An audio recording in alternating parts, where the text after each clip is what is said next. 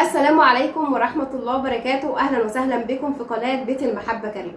في البداية بحب أشكركم على تعليقاتكم المحترمة على القناة. فيديو النهاردة هنتكلم عن إيه يا زياد؟ طبعا الفيديو بتاعنا بتاع النهارده بيتكلم عن وزير الدفاع الفرنسي، هو بيعترف ان الجزائر اقوى دولة في افريقيا. اقوى دولة في افريقيا. طبعا يا زياد احنا عارفين ان الجزائر فضلت، طبعا هو يعني غريبة شوية ان فرنسي هو اللي بيقول كده، لان طبعا احنا عارفين ان فرنسا فضلت كانت محتلة الجزائر اكتر من 132 سنة.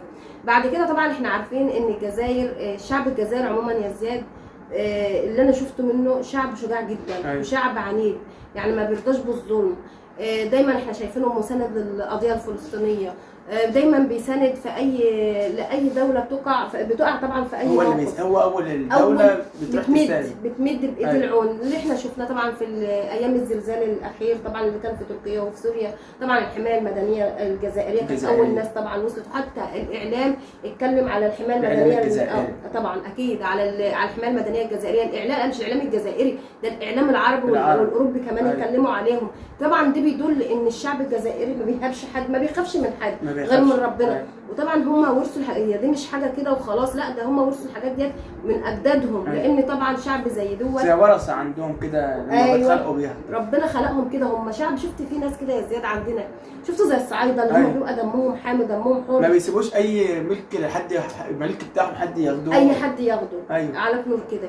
فهم طبعا من كتر اللي فرنسا بتشوفوا بقى ان الجزائر بقت في الايام الاخيره شايفينهم عدو، بيقفوا ما بيرضوش بالظلم، عدو بيقفوا مع اي دوله مظلومه، ما بيسكتوش على الظلم. فهم لقوهم ما بيهابوش اي دوله على نور. فدي بقى اعتراف من وزير فرنسي ان هو بيقول ان الجزائر بقت اقوى دوله في افريقيا. تيجي نشوف مع بعض الفيديو. يلا يا جماعه نشاهد الفيديو، بس رجاء من حضراتكم الدعم باللايك والاشتراك في القناه. يلا بينا. J'ai demandé à monsieur Majed Némé, qui est directeur de la rédaction de la revue Africasie, mais qui vit depuis 45 ans en France et qui est surtout, pour moi en tout cas, un connaisseur exceptionnel du Maghreb, du monde arabe en général, mais du Maghreb en particulier. Donc j'ai souhaité dialoguer avec lui pour justement pouvoir expliquer, comprendre, vous montrer une vision de l'Algérie qui n'est pas uniquement une vision des colonialistes ou des anticolonialistes, mais pour aller beaucoup plus loin. Parce que c'est un pays très important qui joue un rôle essentiel aujourd'hui. L'Algérie est une puissance très importante à tout point de vue diplomatique, économique, militaire. Et donc c'est pour ça que j'ai souhaité avec M. Majed Némé pouvoir échanger, parce que pour qu'on la voit un peu différemment de cette histoire dans laquelle on veut toujours nous remettre, qui sont des histoires du passé, alors que nous devons regarder le monde de demain. Vous avez tout à fait raison sur l'importance de l'Algérie, ce dont le politologue américain Robert Kennedy, il avait fait un classement des pays pivots dans le monde. L'Algérie en fait partie. C'est-à-dire que c'est quoi un pays pivot? C'est un pays, s'il chute, il entraîne avec lui, c'est la théorie du domino, quoi. C'est un pays central. Absolument. Pour la stabilité de la Méditerranée, de l'Afrique et de l'Europe. Ça, il ne faut pas l'oublier. Dans ces derniers mois et ces dernières semaines, qu'on a beaucoup parlé de l'Algérie,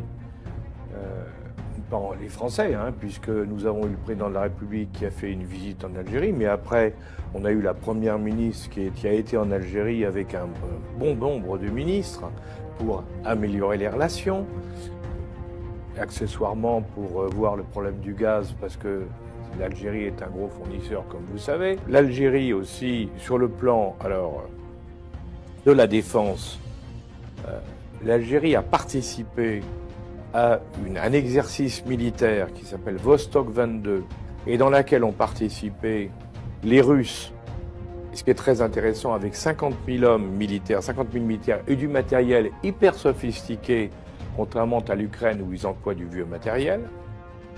Il y avait les Chinois qui ont fait la même chose, les Indiens, ce qui est très intéressant, parce que les Indiens, on nous a fait croire, on a voulu croire que les Indiens étaient du côté occidental. Or, le fait qu'ils participent à une manœuvre militaire commune avec les Russes et les Chinois montre bien quel est leur camp. En réalité, ils ne veulent pas être liés au monde occidental et ils le craignent. Preuve, on en a les démonstrations. Il y avait l'Inde, il y avait la Chine, il y avait la Russie, bien entendu, comme je viens de le dire. L'Algérie a participé également. Alors, bien sûr, il y avait à côté d'autres pays comme la Corée du Nord, bien sûr. Moi, c'est pas ça qui est important. Ce qui est intéressant, c'est l'Algérie. Parce que le fait que l'Algérie participe montre d'une part que l'Algérie se positionne dans le cadre des fameux BRICS. Je vous rappelle, les BRICS, c'est le groupe des pays où il y a le Brésil, la Russie, l'Inde, la Chine et l'Afrique du Sud, et qui va s'étendre bientôt à l'Indonésie, à l'Arabie Saoudite, semble-t-il, et à l'Argentine. Donc, il s'est mis dans ce groupe-là, et ça veut donc dire qu'il a fait un choix qui n'est pas occidental. Structurellement, l'Algérie va être très puissante. Il y a quatre facteurs, 4 tendances lourdes qui vont lui donner à ce pays un relief particulier. C'est la montée en puissance de l'Afrique. Et si l'Afrique monte en puissance, l'Algérie se trouve l'interface avec le Maghreb, entre l'Europe et l'Afrique. Et le forum le forum Algérie-Afrique, le 4, 5, 6 décembre a été un grand succès. Moi, je suis sorti étourdi de voir la puissance de 4-5 000 personnes. J'ai jamais vu ça. L'Europe va perdre des emplois industriels, une partie, et l'Algérie veut se transformer, diversifier ses exportations, diversifier sa production. Et donc, le nord de l'Afrique et l'Algérie vont récupérer des tas d'activités. Et ces activités, plutôt que de décliner en Europe ou de partir en Asie, elles vont venir là. Et donc se constitue au sud de l'Europe une grande zone industrielle de 150 à 200 millions de travailleurs. Et il vaut mieux, plutôt que de voir les Algériens et les Maghrébins monter dans les usines en Europe, il vaut mieux voir le capital descendre et s'installer en Afrique du Nord. Et cette tendance est très fortement ancrée parce que les industriels européens qui sont obligés de travailler sur la qualité sont en train de compacter leur chaîne de valeur. Ils ne veulent plus avoir des établissements au Vietnam, au Brésil, en Afrique du Nord, en Australie. Ils compactent sur 2-3 000 kilomètres leur chaîne de production et dont l'Afrique du Nord et l'Algérie rentrent là-dedans. Le troisième événement qui me paraît important, c'est la vision géopolitique, la dorsale. Le fait que les Algériens, avec les Chinois, aient l'idée de traverser l'Afrique occidentale, de passer directement de Alger à Lagos au Nigeria, c'est énorme. Si l'Algérie, en 4, 5 ans, 6 ans, permet à tous les industriels européens de venir à Alger-Cherchel, le nouveau port, et de descendre les produits pour les transformer, les adapter et descendre jusqu'au centre de l'Afrique, au Tchad, au Niger, au Mali et au Nigeria, cela évite aux produits de faire tout le tour de l'Afrique en bateau. C'est énorme. Si l'Algérie fait rapidement cet investissement avec les Chinois, alors ils auront, par rapport à l'Égypte et par rapport au Maroc, ils auront acquis une position géopolitique importante. Et puis le dernier élément qui me surprend, c'est que parmi toutes les diasporas, la diaspora vietnamienne, la diaspora marocaine, la diaspora tunisienne, libanaise, la plus turbulente, la plus créatrice, la plus nombreuse, la plus concurrentielle, compétitive, c'est la diaspora algérienne. Ils bougent, ils bougent, ils bougent. Et surtout, c'est la diaspora qui vient de la Silicon Valley. Voilà. Il y a là-bas 200 à 300 Algériens qui ont fait fortune, qui sont très forts, qui sont dans les nouvelles technologies, qui sont dans les robots numériques, qui sont dans les big data, qui sont dans la modernité. Si cette diaspora algérienne vient en Algérie, qu'on leur offre des technopoles à diriger, c'est un gain de temps et un accroissement dans la modernité assez extraordinaire. Vous connaissez l'hymne algérien? Alors le refrain clame que l'Algérie vivra et répète « Soyez-en témoins, soyez-en témoins ». témoin de quoi? La réponse est dans le couplet. Ô France, le temps des palabres est révolu. Nous l'avons clos comme on ferme un livre. Ô France, voici venu le jour où il te faut rendre des comptes. Prépare-toi. Ça doit être le seul hymne national au monde qui prenne un autre pays à partie et qu'il menace. À côté, la Marseillaise est une bleuette. Alors ça en dit long sur le ressentiment algérien. Cela dit que la France reste l'ennemi à jamais.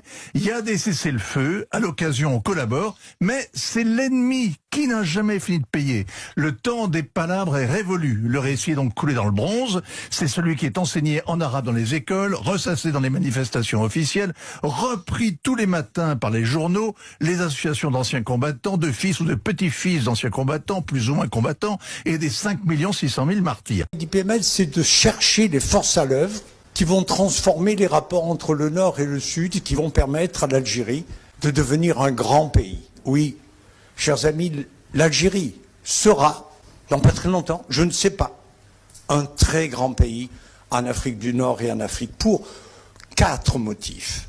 La première force, elle est évidente, c'est la montée de l'Afrique. Nombreux sont les auteurs qui disent que le XXIe siècle sera le siècle africain. Deuxième tendance, c'est l'industrialisation du nord de l'Afrique. Et je dis bien du nord, de l'Égypte à l'Algérie, au Maroc. Toute cette frange, dans 2 ans, 3 ans, 4 ans, 5 ans, va devenir la grande zone industrielle de l'Europe. L'Algérie a un potentiel énergétique. Un de mes amis a écrit la chose suivante. L'Algérie peut devenir la pile électrique de l'Europe.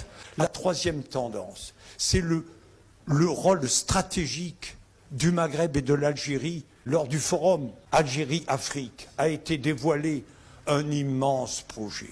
C'est la dorsale, une immense autoroute qui ira de Alger-Cherchel jusqu'à Lagos en Afrique, traverser toute l'Afrique. Vous vous rendez compte, ça va empêcher les bateaux de faire le tour du continent africain, descendre directement. C'est énorme, mais c'est une immense transformation géopolitique. Et la dernière tendance, je suis surpris de voir la diaspora algérienne qui est en train de bouger. Ce sont les 150 à 200 Algériens dans la Silicon Valley qui ont fait fortune, qui sont les meilleurs dans les technologies les plus modernes. Cette diaspora algérienne américaine est en train de bouger pour revenir au pays. Ce n'est pas un rêve que je vous ai raconté, c'est une intime conviction. L'Algérie est un très grand pays en transformation. Vous devez miser sur ce pays et je vous remercie. بولبيبه نذكروا اللي راهو الجزائر كانت تسمى معناتها عند الفرنسيين الجيري فرانسيز، اللي يعني طبيعه العلاقه الاستعماريه ما بين فرنسا والجزائر بعيده ياسر على اللي كان ما بين كيما مع تونس مثلا اللي هي كانت اكثر بروتكتورا منها يعني اون كولونيزاسيون. دونك اليوم الحقيقه فما تصعيد، كل يوم نسمعوا تصعيد من الجانب الجزائري خاصة. فما صحيح، شكرا ليك وشكرا للحضور على الإضافة. هنا معناها النشيد الوطني الجزائري، النشيد الوطني الجزائري هو يعتبر نشيد حربي. نشيد مفدي زكريا هو نشيد حربي، والمقطع المحذوف هذاك من اللي صار في زمن الشاذلي بالجديد واللي وقعت إعادته بقرار من الرئيس تبون هو فيه رسالة سياسية، رسالة سياسية قوية جدا لفرنسا. وهو الاستعمار الفرنسي هو الاستعمار دائما بشع، ولكن من ابشع انواع الاستعمار هو الاستعمار الفرنسي. والاستعمار الفرنسي للجزائر راهو ما تنجمش الجزائر تنسى ويلات الاستعمار، مش ممكن. معناها اذا كان من الثوره الجزائريه، من ثوره غرق نوفمبر 54 الى 62 استشهد فيها 1.5 مليون جزائري. قلت ذكرت احمد بن بلة يتحدث على 7 ملايين شهيد راهو من 1830 الى ذكرى الثوره، الى الثوره سنه 54 اندلاع الثوره المسلحه بقياده جبهه التحرير الوطني، معناها 8.5 ملايين شهيد. احنا دائما نستحضر 1.5 مليون، هذيك راهي 1.5 مليون بعد اندلاع الثوره سنه 54. يعني كانت مذابح دمويه، راهو في مظاهرات سطيف ماتوا 45,000 في يوم واحد في مظاهرات.